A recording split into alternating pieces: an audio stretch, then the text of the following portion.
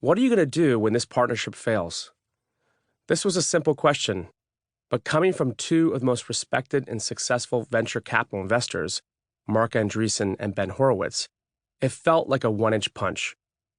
They were doing due diligence before they invested in the Series C financing round of my 4-year-old startup, Clickable, and I honestly did not have an answer. I had never considered that reality. I was going to will it to work. As if on cue, we all nervously laughed while I tried to keep my adrenaline under control.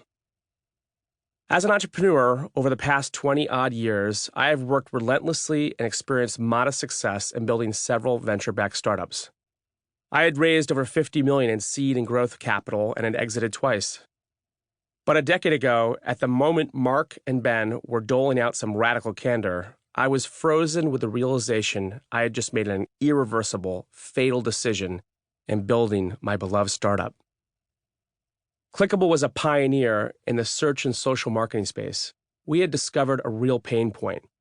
Digital marketers had too many platforms to manage and too little understanding of which ones would actually move the needle. So we created and patented the ACT engine.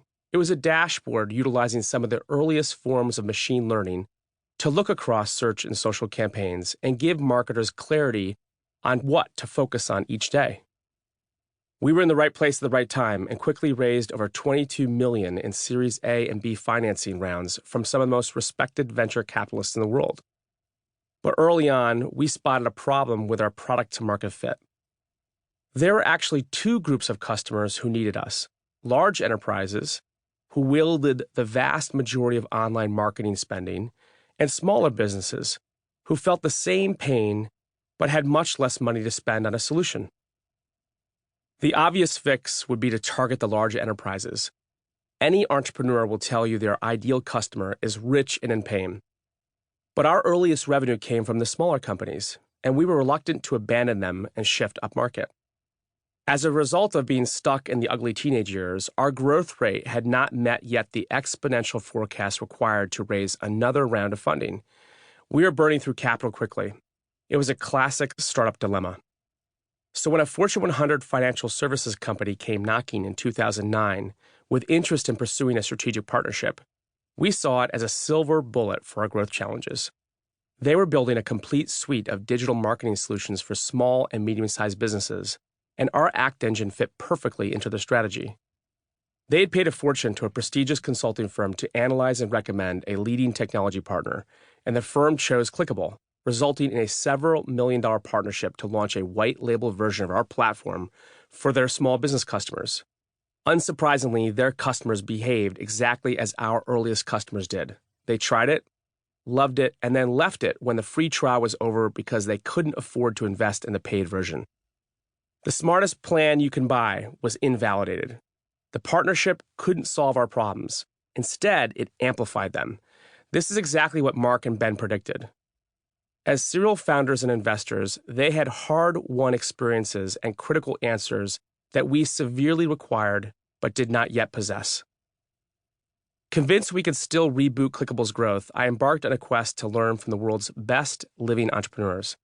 I wanted to understand how the most successful founders decided to bet their lives on a business, and then what they did in the first 5 years to keep those companies alive and thriving. What began as a series of conversations with entrepreneurs like Elon Musk, Reid Hoffman, Sarah Blakely, Robin Chase, Steve Case, and more than 40 other incredible founders turned into my last book, The Startup Playbook.